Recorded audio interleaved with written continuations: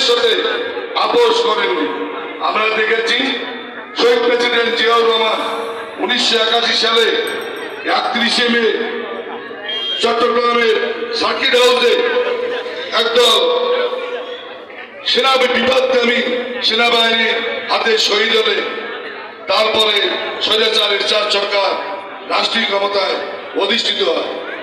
তখন গৃহিণী থেকে আমাদের এই প্রিয় মা খালেদা জিয়া রাজপথে স্বামীর হাতে গড়া আমাদের জাতীয়তাবাদী দল বিএনপি দায়িত্বভার গ্রহণ করে এবং গৃহিণী থেকে রাজপথে আন্দোলনের বিশ্বাস এবং আস্থা অর্জন করতে সক্ষম হন এবং জনগণের ভোটে 1991 সালে তিনি রাষ্ট্রীয় ক্ষমতায় অধিষ্ঠিত হন এবং প্রেসিডেন্সিয়াল ফর্ম অফ গভর্নমেন্টের পরিবর্তে পার্লামেন্টারি ফর্ম অফ গভর্নমেন্ট তিনি গঠন করেন এবং বাংলাদেশের প্রধানমন্ত্রী হিসেবে তিনি সরকার পরিচালনার দায়িত্ব গ্রহণ করেন।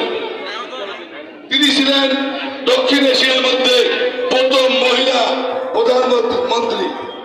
এরপরে তিনি 2001 সালে আবারও রাষ্ট্রীয় ক্ষমতায় এসেছেন, 96 সালে রাষ্ট্রীয় ক্ষমতায় এসেছেন।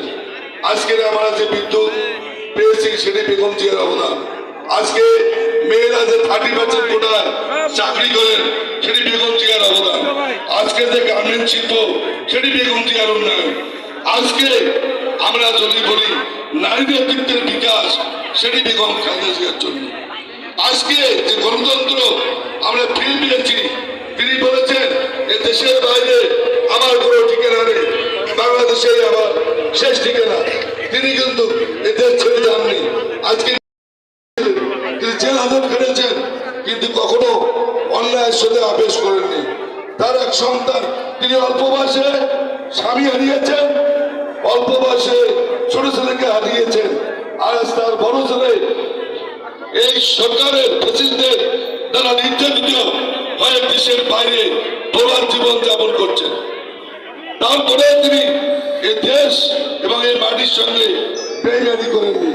আজকে শেষ বেলায়ও আজকে আগামী ত্রয়োদশ নির্বাচন আসন্ন, তিনি এত বড় অসুস্থ, তার জ্ঞান ফিরে এসলে আপনারা জানেন ইতিমধ্যে তার প্রথম পুত্রবধূ ডক্টর জুবাইদা রহমান এসেছেন।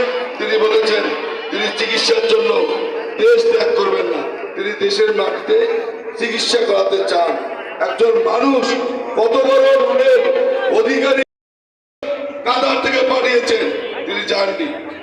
আজ এই মহান ব্যক্তি দেশের সংকটে ছিল, বিপদে ছিল, দেশের মানুষের উন্নয়নের জন্য কাজ করে যেতে চান।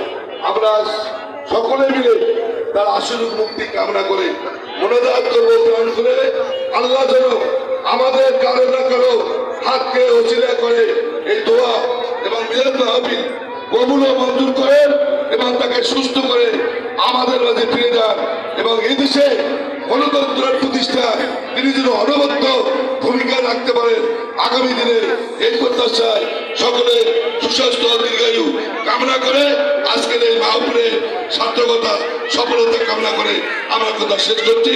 সেই সাথে আমাদের প্রিয় নেতা তারেক রহমান যেন সুস্থ শরীরে সকল ষড়যন্ত্র মোকাবেলা করে দেশের মাটিতে ফিরে আসতে পারেন, সেজন্য আমরা দোয়া করব। আমাদের প্রিয় নেতা তুহিন ভাই আগামী আসন্ন ত্রয়োদশ নির্বাচনে ইনশাআল্লাহ ধানের শীষ প্রতীকে রমণী হয়ে আমাদের মাঝে ফিরে আসবেন। আমরা সকলে ঐক্যবদ্ধ হয়ে তার জন্য কাজ করব, তার বিজয় নিশ্চিত করব, সেই উপলক্ষে দোয়া করব। ধন্যবাদ সবাইকে। আসসালামু আলাইকুম।